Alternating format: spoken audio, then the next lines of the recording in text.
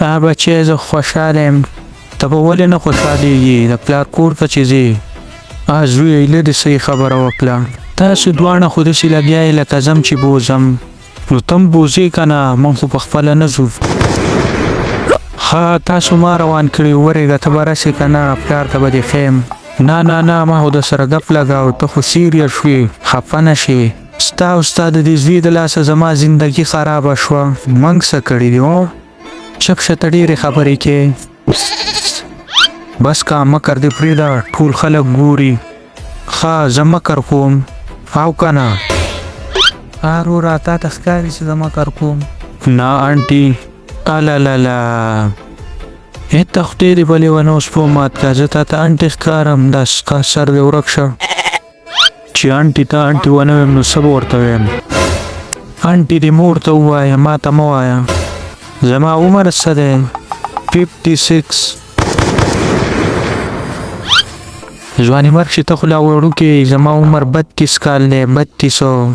او نو دا زوی دې په لاټرۍ کې راختی. نه نو ستا د خبرې مطلب اخر څه دی؟ ما په دې پوه کړه. زما زوی چې څه وویل هغه یې صحیح وویل. شکر وباس زما پر انجینر ستا سره له واده وکړو. د واده نه مخکې مې زندګي ډېره ښکلې تېرېده، خو چې ته بلا رالې زندګي دې دا ټوله ګډوډه کړه. ستا زندګي د مخکې نه ګډوډه وه، ما له نه ده ګډوډه کړې. چې دا واده مې نه وی کړی، په دغه پیسو مې ښه راویستی نو ښه به وه. بس دې سړیه ډېرې زیاتې خبرې دې وکړې، نورې به هم کوم. څه به وکړې؟ خاموش. که نور څه مو ویل والله چې دا کوفړی د لوال وزوم. باز کټر پر موخو دا تمانچه 3 ګولې دې وکړې او ستاسو قسمت یې پیلې کړی. انکل اصلي ده که نقلي؟ یو 3 ګولې چې له زه د سینې نه وباسم نو تا ته به هله پته ولګي چې دا اصلي ده که نقلي. وروره ما پرې که دا خو لا ماشوم دی، وړوکی دی، نه پوهېږي. چې ولې نو بیا دا ووله زما زندګي خو به لږ په سکون شي. زه ولې ما څه کړي دي؟ ډېر بکواس کې ته. بکواس خبره ده، بکواس خو تم کې تام ولو. تا بلا ولولي، ته خو مې ولزه. تمانچه ما لره. چپ باس، نور صبر نه کېږي. باس دا 3 ګولې دي، دا د باندې خالي کوم. دا څه دي دلته؟ څه شروع دي؟ ما خبر کوي دلته دا کېږي. اوس وایه څه؟ وروره ما خو مزاق کا او ته خو غوسه شوې.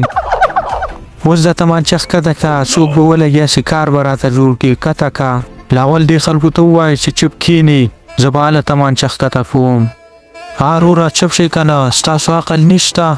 وروره 100% صحیح خبره دې وکړه، د ده خو دماغ نشته. ښځې چې ته خو د دماغو خبره ونه کړې. ښه به یې کومه، ته به څه وکړې؟ نو زه به څه وکړم؟ او که نه ته به څه وکړې؟ زه به دې غوسه لیوانو سپو مالم په سر درد کو. تاسو خو نه چپ کېږئ.